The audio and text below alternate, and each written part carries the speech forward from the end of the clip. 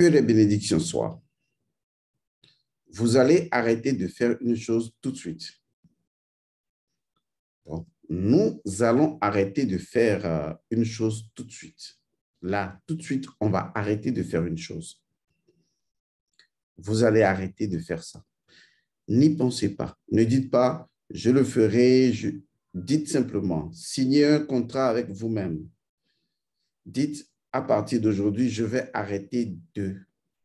Et vous savez ce que vous devez arrêter de faire? De vous plaindre. Parce que si seulement vous saviez, ne serait-ce qu'une once, si vous saviez ce que se plaindre signifie sur le plan spirituel, énergético-vibratoire, vous n'allez jamais vous plaindre. Alors, laissez-moi vous donner un conseil de quelqu'un qui connaît un peu quand même la métaphysique des forces en présence. Arrêtez de vous plaindre. Vraiment de chez vraiment. Arrêtez de vous plaindre. Vous savez, il y a une différence entre le sentiment et les émotions. Le sentiment, c'est l'expression de votre âme. Donc, il y a un mouvement de flux qui se met en place où votre âme s'exprime. Votre âme libère le sentiment. C'est une action, c'est un don que votre âme fait de partager une inspiration de l'esprit. Et c'est en cela que vous dites « je t'aime » parce que ça, c'est un sentiment. C'est un sentiment parce que vous le ressentez du plus profond de votre être. Vous sentez et vous ressentez les choses. Vous êtes en contact avec les choses telles qu'elles sont dans leur vraie nature et vous les exprimez. Votre sentiment véhicule l'action de l'âme de l'intérieur vers l'extérieur. Par contre, une émotion, contrairement à ce que votre âme exprime, une émotion, c'est ce que vous faites consommer à votre âme. C'est ce qu'on appelle une réaction. C'est donc un mouvement-retour d'une impression de quelque chose qui souvent est mal traduite et que vous consommez, comme par exemple une émotion de colère, une émotion de jalousie, une émotion de souffrance. Voilà ce que vous consommez. Je sais que vous êtes surpris par le fait même que je parle de vous consommer cela. Mais en fait, la nature même de l'émotion, c'est qu'elle doit être consommée. Toute émotion doit être consommée. Il faut garder cela à l'esprit. C'est pour ça que je vous dis tout le temps, arrêtez d'avoir des opinions, d'opinionner sur les choses. Arrêtez de faire des choses de façon aléatoire. Sachez que les choses procèdent d'un principe premier et des principes premiers identitaires à ces choses-là, c'est-à-dire l'ontologique des choses. Et c'est seulement là que vous pouvez trouver la masse des choses, c'est-à-dire la vérité. Alors, une émotion, c'est ce que vous faites consommer à votre âme. Alors, tout de suite, on fait ça simple.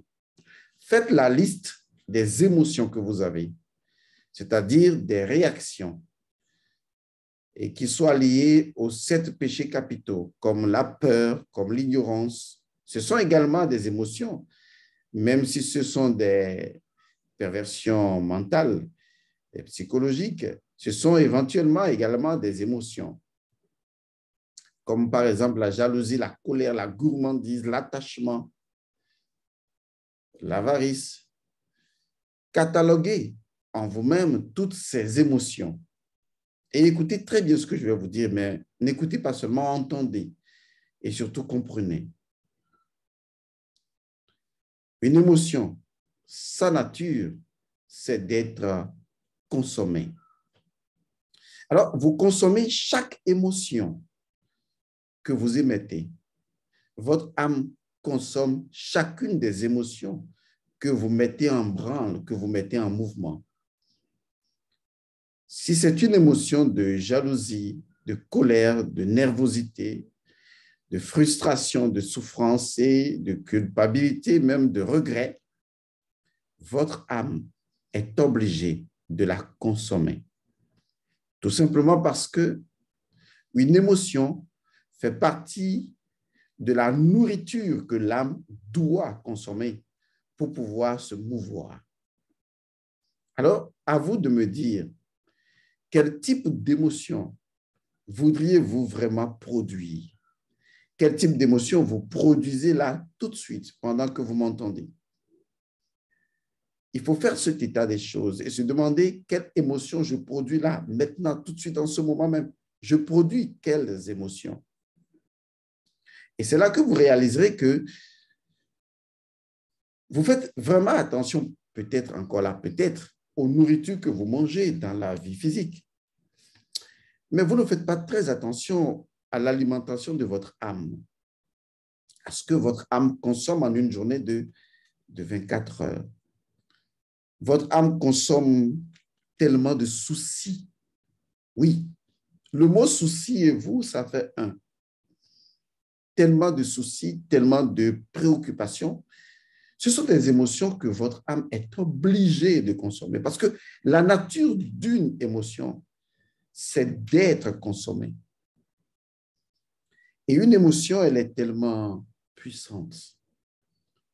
Elle est puissante parce que justement, elle se présente dans la dimension de l'amplification des choses, dans la dimension amplificatrice des choses. N'êtes-vous pas étonné lorsque vous semez une graine de voir que la seule graine, le seul noyau, va donner un arbre qui va produire beaucoup? Ça ne vous dit rien? Vous semez une seule chose et ça produit beaucoup. Ça ne vous étonne pas? Et je vais vous dire pourquoi. Parce que la terre a une émotion.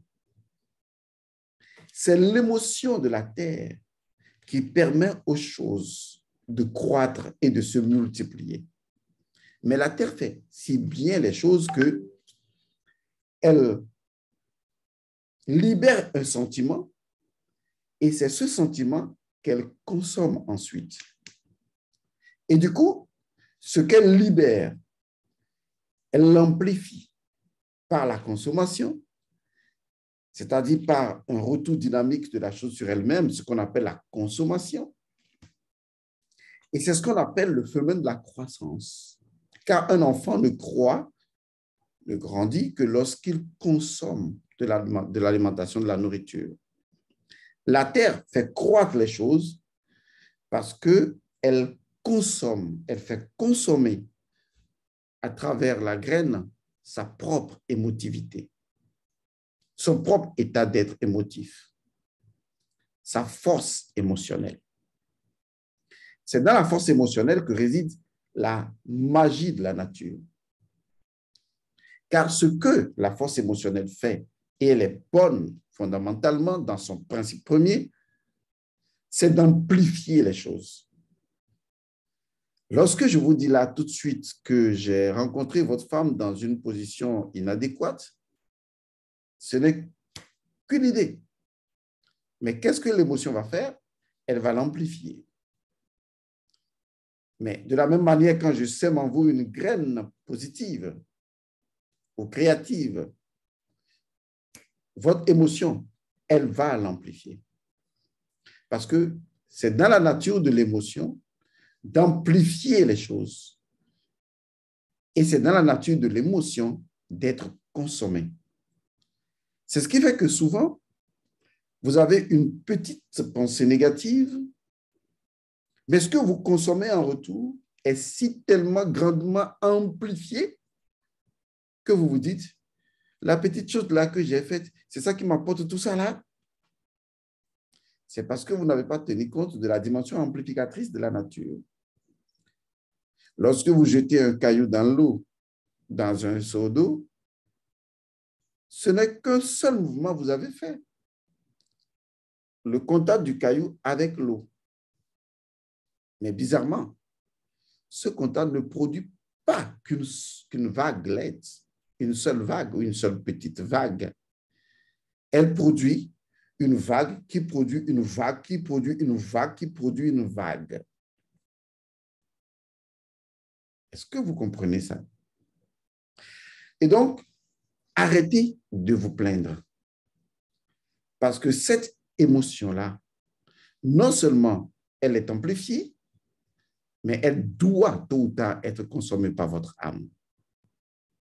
Même si vous passez à autre chose, c'est une nourriture produite au corps à travers l'émotion de l'âme et l'âme sera obligée de la consommer, obligée de la consommer. Et cette émotion, elle fait quoi? Elle noircit votre âme.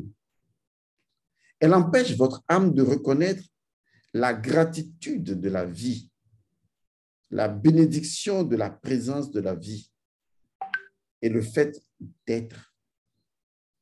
C'est une énergie, c'est une émotion, c'est une vibration, c'est une fréquence qui endommage considérablement le pouvoir créatif de votre âme et qui introduit votre âme dans la mauvaise courbure du karma et du destin. Je vais vous dire une chose et je vais la répéter encore une fois. Arrêtez de vous plaindre. Cela ne sert à rien de se plaindre. Cela détruit l'identité fonctionnelle de votre âme. Cela introduit votre âme dans le monde subastral et vous consommez des entités démons qui, en fait, font partie des entités de plainte continue. Oui, là, je vous vois venir. Vous allez me dire, mais qu'est-ce qui fait que les entités se plaignent? Les entités bas astrales se plaignent. Quelle est leur plainte contre le Seigneur? Quelle est leur plainte contre le Dieu Tout-Puissant? Quelle est leur plainte qui fait que ces entités veulent toujours, d'une certaine manière, tenter les hommes? Oui, c'est parce que ces entités se plaignent que l'homme occupe une place qu'elles ne peuvent pas occuper. Et ce n'est pas vraiment une question de place. C'est une question de corps. Les entités manquent de ce quelque chose que seul l'homme a. Les entités démons manquent de ce quelque chose que seul l'homme possède. Un corps physique. C'est pour ça qu'elles font tout pour entrer dans votre corps, pour vous posséder, pour vous emprisonner, pour vous maudire, pour pouvoir vous manipuler, vous contrôler. Parce que pour la première fois, elles vont réussir l'une des choses les plus extraordinaires que le divin leur a refusé et ne leur a pas accordé, qui fait leur instabilité naturelle. Ce quelque chose, c'est tout simplement un corps physique. Vous avez compris. Portez-vous bien.